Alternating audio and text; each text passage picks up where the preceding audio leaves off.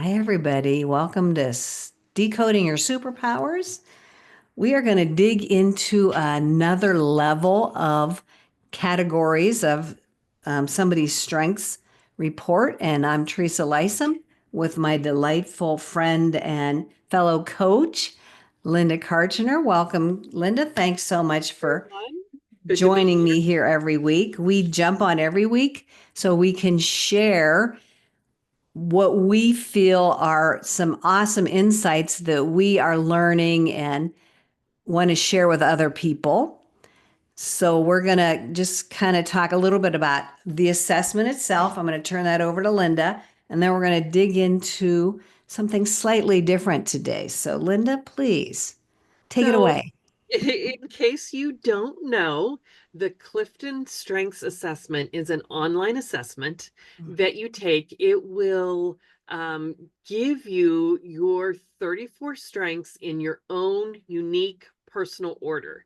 These 34 strength themes, talent themes, as Clifton Strengths calls them, are something that are universal. However, each unique individual, as unique as a snowflake, each of us has these strengths in our own unique order. So it is something that you have to take online because the computer needs to process all of the great information that you're giving it and spit you back out an amazing report that talks about who you are and how your strengths interact with each other and how they help you interact with your world. Yes, and the people in your world, That's which right. is so Yeah. amazing. Yeah. And it has, knowing this information has blessed my life and has Yeah. blessed Oh, Linda's life in a big way, and many, many other people we personally know who have had great transformations and have kind of helped their life take a different trajectory. yeah. So we just want to share this information with the world and get it out there and help as many people as possible really connect in with their own superpowers, which come to us so naturally and so easily, we don't even realize they're anything special. Right. But the way they all interact and partner and play with each other makes us all unique. Right. The only person on the planet with our lineup of strengths and the way they interact. So we are all unique individuals, and that's how we should treat each other. Every single person on the planet is a unique individual. And once we have that understanding, it's so helpful when it comes to relationships and relating and connecting with others. And So I we, think that sometimes people, when they don't know their strengths or they don't, like you said, they don't realize how incredibly valuable they are, things get kind of skewed. mhm, I heard a story about a lady who had maximizer and empathy high, and she mm. really lived into her maximizer strength. But she was always telling people how they could improve. But Mhm. until she got in touch with her empathy strength, well, you can imagine how it is being told how you can improve all the time. Yep, yep. But once she realized and tapped into and valued her empathy strength, it gave her a whole different demeanor because she was able Mm. to pick up on how the other person was thinking and feeling and responding to her constructive feedback. Mhm. And she became a happier person. Oh, wow. That's a great So, story. there's so much value in knowing who you are and maybe who you didn't even realize you were. Yes, yes. And the more we know about ourselves, the more healing takes place within ourselves, and the more we can have that ripple effect outward. Like you said, her whole demeanor changed, which I'm sure affected everybody in Oh, her yeah, world. Yeah. absolutely. Yeah. And that was just an insight she had Hmm. when she leaned into her empathy strength. Hmm. Right. Yeah, so there's so many benefits from understanding your strengths and knowing what energizes you and how you think and how you interact with the world. And Yeah, this Mhm. is powerful, powerful stuff. It So we're is. going to take a look at, and thank you, Linda. We're going to take a look at something that Linda is going to share with us. We've been talking about how the top 10 strengths are what we focus on, and we can count them up and drop them into 4 categories. And that gives every person a dominant domain, as we like to call it. So Mm. the particular person we've been looking at is a dominant relationship builder. Actually, they have an even split, but oh no, they don't. Relationship builder is their dominant domain. So they love to connect. People energize them. If they go too long without connecting with the right people, who they define as the right people for themselves, then their energy will start to dip in Mhm. not a good way. So it's important that they know that they are a relationship builder and they need that connection. It's going to keep them in a highly creative state, help them be more productive and efficient. And yeah, it's just going to help them show up in a better way, that connecting and maybe collaborating with other people. I'm a high relationship builder. I love collaboration. I love working with Linda. I could do this myself, but it's so much funner with Yeah, other it's people. more funner, more funner. More funner. So we wanted to take this a little bit deeper, which you may be ready for or not. That's okay. Take the Yeah. information in any way that you can receive it and forget the rest. But this person, we just tallied up their top 10 strengths and dropped them into this internal category. So these are some other categories, subcategories, we'll call them, that are a little bit deeper, a little bit more nuanced than those 4 general domains, one being relationship builder. And this person, we just counted them up with the information that we understand, and they fall into the internal category. They have what was that? 1, 2, 3, 4, 5, 7. 7. Oh, yeah, you do have the total there. Yeah, So, 7 yeah, internal. 7. That's a lot. Yeah, so what are internal strengths? You probably want Good to know. question. Yeah. So, an internal strength is a unique, deeply personal lens through which you see and navigate the world, shaped by your experiences, beliefs, values, and even your failures. So, kind of Mm, keep that in mind. Yeah. yeah, yeah. So, your life in general is going to color Mhm. how you see the world, how you Right. navigate the world. Yeah. Everything that led up to this point in time is really important to you. And when you have 5 or more internal strengths, that means it is very powerful Mm-hmm, for you mm-hmm. to kind of live your life and interact with the world in this way. These strengths originate from within, offering wisdom and clarity that guide your actions and decisions. By Mm-hmm. trusting and embracing your internal strengths, you unlock your greatest potential to inspire, lead, and create meaningful impact in your relationships and your business. Now, from my personal understanding of internal, because I am an internal, Hmm. I lead with my internal strengths as I well. do too. And from the more I talk about it, the more understanding I gain around it. It's all about trusting ourselves, Hmm. trusting what we already know, trusting our experiences, trusting our own inner knowing and inner wisdom that we have gathered up until this point in our life. Hmm. And that's not something I have always done Yeah, in terms of very trusting myself. I'm still kind of coming to terms with that, being true. able to trust that inner knowing, that inner wisdom. Hmm. But knowing that that's how that shows up for me based on my strengths, then I'm learning to lean into that more and really up the ante on my trusting myself. Hmm. How about you, Linda? Definitely. And, you know, as so often happens, we don't value our internal Mhm. wisdom. Yes, yes. Thank And you. Well said. yeah.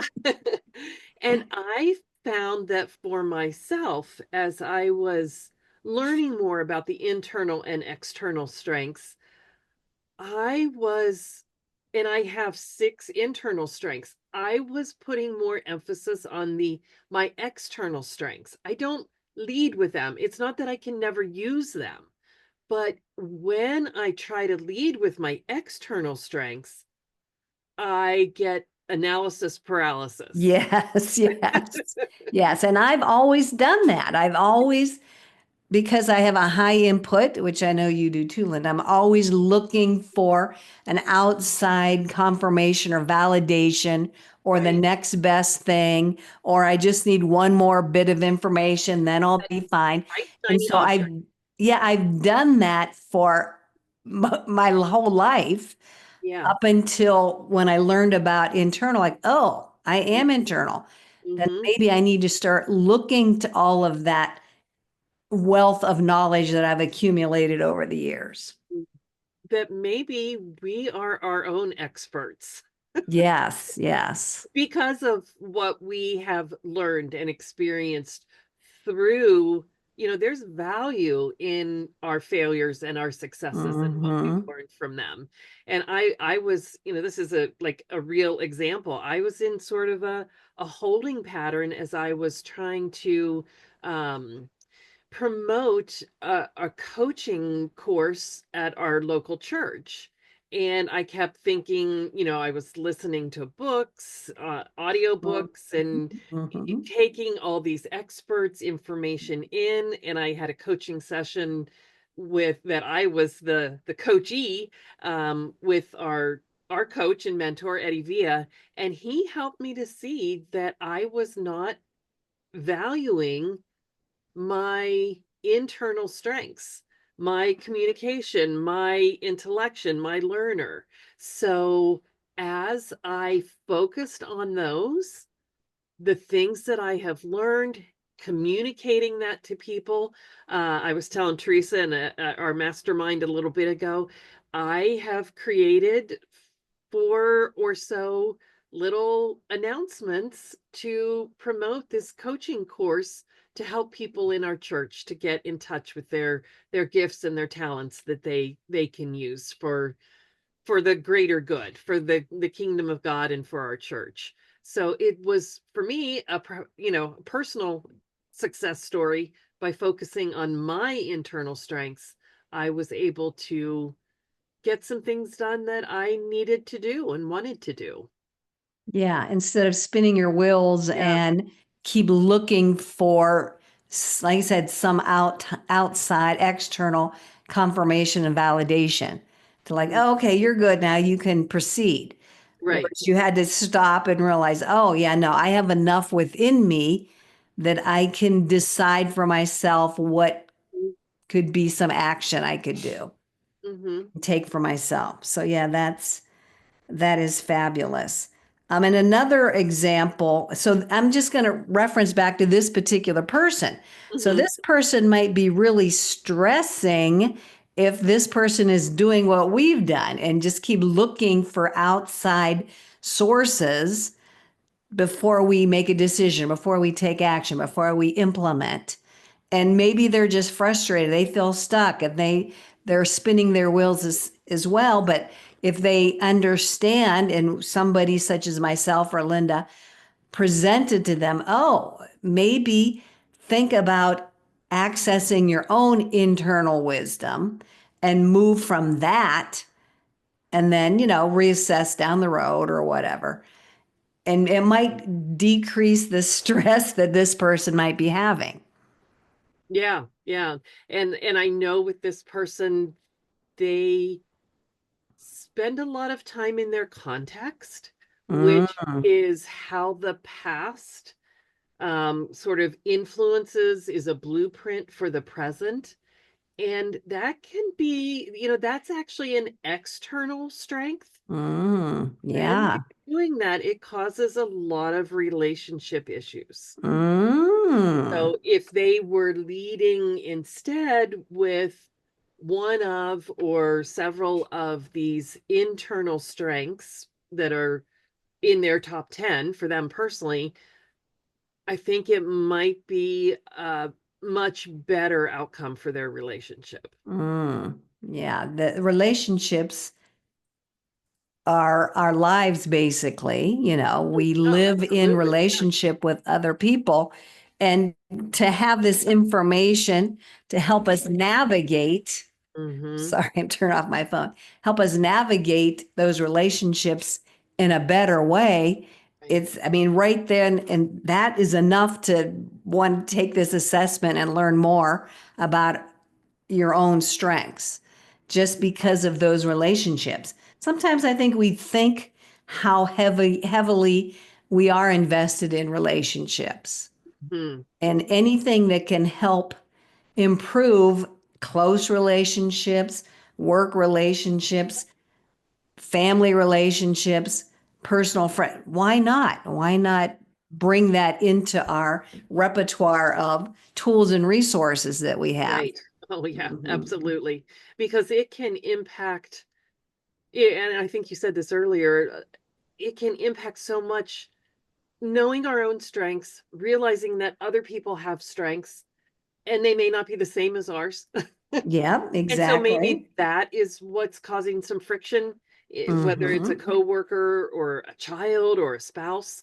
Um, and so it just gives us the ability to have a different language, to be able to understand that each person is unique.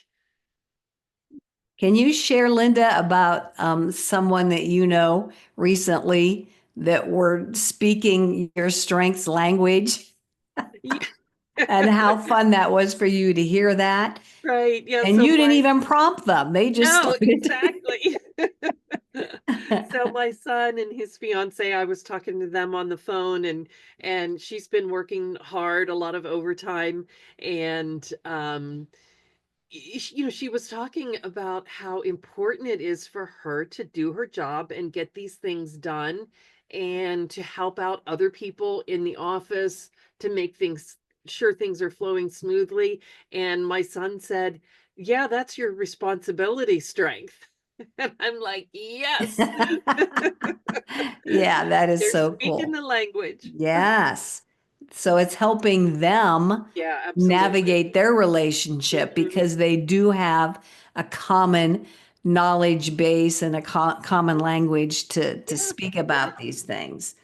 And just acknowledging another person's strengths is important. Isn't that powerful? Hmm. Like, Hmm. people feel seen Hmm. Yes. when you can say, "Yeah, that's your responsibility strength. I see how that operates in you." Hmm. That Hmm. that it feels good to the person on the receiving end. Right, right, because you actually understood Mhm. why they were doing a particular thing, or it came to the surface and you could see it play out. And yes, like you said, being seen and visible and present to that other person Mhm. is a huge plus in terms of a relationship for sure. Oh, And yeah. we all crave that for sure. So I'm just going to look at this person has responsibility. Since you referenced Mhm. responsibility, this is interesting in terms of an internal strength. So Mhm. this person might be thinking that they have to do everything themselves Yes. because a person of high responsibility tends to maybe think that. So Right. they take everybody else's responsibilities and takes them on as their own, and because they know that they could do it right. And so Mhm. they'll just take on everybody else's responsibility. But you know how stressful that could be. You can Oh, yeah. imagine, if you don't know personally, Mhm. what type of a stressor that is on the person of high responsibility. So, this suggestion is, since this is an internal strength, is to really delegate and trust other people to do what needs to be done, which maybe is their responsibility to begin with. And so Right. just trusting that those people can do the job, do what they say they're going to do, and give them ownership of whatever the task, the relationship, whatever. But this person, as an internal responsibility person, they have to give up some of that control, their own internal Mhm.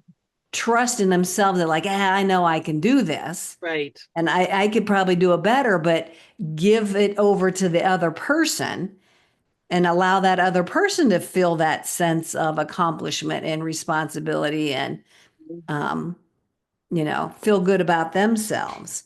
So Yeah. each one of these strengths, there's a little